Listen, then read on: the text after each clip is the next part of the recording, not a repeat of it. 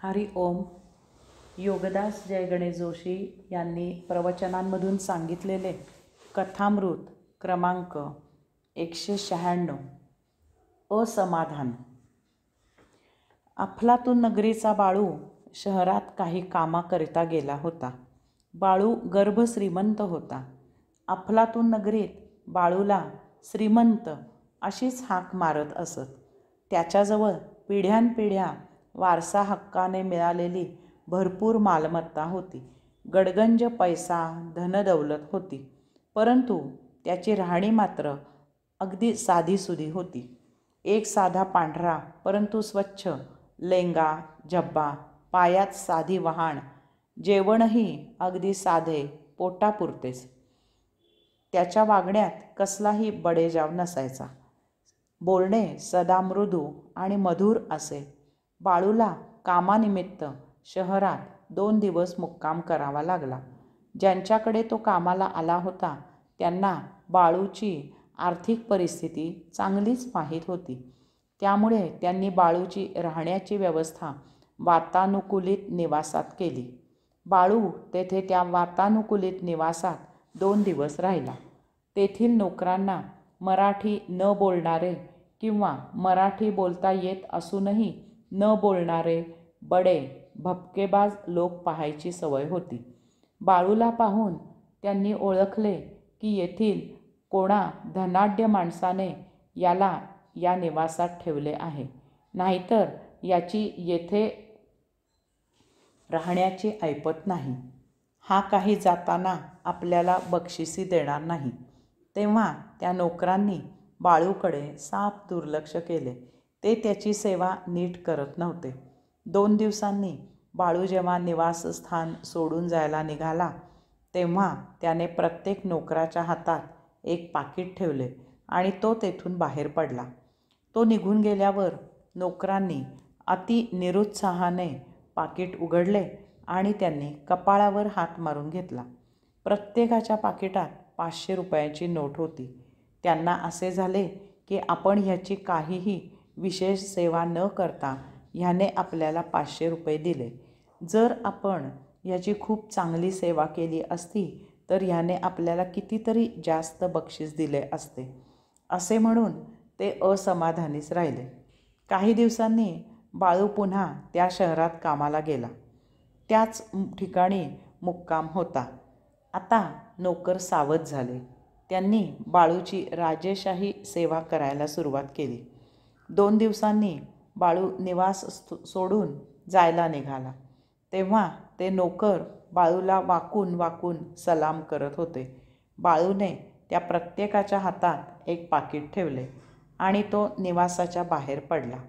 नोकरांनी उत्सुकतेने पाकीट उघडले तेव्हा त्यांना त्यात 1 रुपयाची नोट मिळाली. नोकरांनी कपाळावर हात मारून घेतला. सेवा करून किंवा न करून, पैसे मिळून किंवा न मिळून, अशा दोन्हीही वेळी नोकर असमाधानीच राहिले. कारण निरपेक्षपणे ते काम करायला तयार नव्हते. समाधान मनाने मिळवावे लागते, ते व्यवहाराने कधीच मिळत नाही. कथामृत 197 शिष्टाचार. आपण आपल्या मित्राकडे गेल्यावर जर तेथे अन्य कोणी असले तर आपला मित्र त्या अन्य व्यक्तीची आणि आपली ओळख करून देतो. मग आपण त्या व्यक्तीशी बोलतो. आपला मित्र आपली ओळख करून देईपर्यंत आपण त्या व्यक्तीशी बोलत नाही. त्यासाठी आपण आणि ती व्यक्ती यामध्ये आपला मित्र मध्यस्थाची भूमिका करतो. ह्याला शिष्टाचार असे म्हटले जाते. अनोळखी व्यक्तीशी, ओळख नसलेल्या व्यक्तीशी बोलणे अनिष्ट समजले जाते. एकदा महासागरात वादळ झाले. त्यामुळे समुद्र खवळला. जोरजोरात लाटा उसळू लागल्या. पाहता पाहता लाटांनी महाउग्र रूप धारण केले.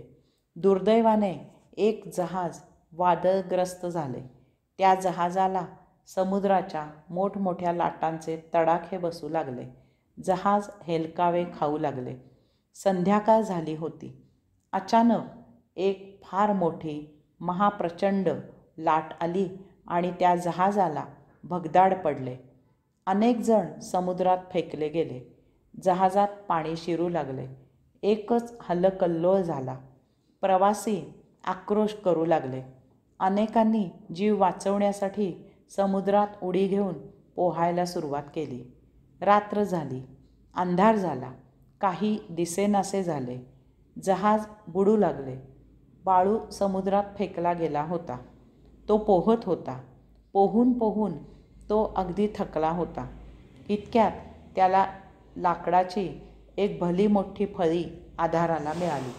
बाळूने ती पकडली आणि त्या आधाराने तो धापा टाकत त्या फळीला लोंबकळू लागला. काही वेळाने अजून एक जण त्या फळीच्या आधाराने लोंबकळू लागला. त्या दोघांनी ती रात्र त्या फळीला लोंबकळून काढली. सकाळ झाली. नशिबाने एक मदत करणारी होडी तेथे आली आणि त्या दोघांना आधार देऊन त्या होडीतील माणसाने त्यांना वर होडीत घेतले. तो पहिल्याला म्हणाला, "मी साळू, आपण?" तेव्हा तो माणूस म्हणाला, "मी काळू." मग त्याने दुसऱ्याकडे पाहून त्याचे नाव विचारले. तेव्हा बाळूने आपले नाव सांगितले. साळू त्या दोघांना म्हणाला, "मी 3 तासापूर्वी येथूनच गेलो. आपण मला त्यावेळी हाक का मारली नाहीत की तुम्ही दोघांनी भरपूर गप्पा करून रात्र छान घालवली आणि त्या नादात तुम्हाला माझी चाहूल लागली नाही?" त्यावर ते दोघे म्हणाले, "अहो, आम्ही होडी पाहिली होती, परंतु त्यावेळी आपली ओळख नव्हती. आमच्या गप्पांचे म्हणाल तर आम्ही रात्र गप्प राहूनच काढली, कारण अजूनही आमची कोणीही ओळख करून दिलेली नाही." पूर्वी हा असा शिष्टाचार फार म्हणजे फारच जपला जायचा. आता जग हळूहळू बदलत आहे. अजूनही आपण प्रत्येकातील एकत्व ओळखायला हवे आहे. हसायला, बोलायला ओळख कशाला हवी? हरी ओम.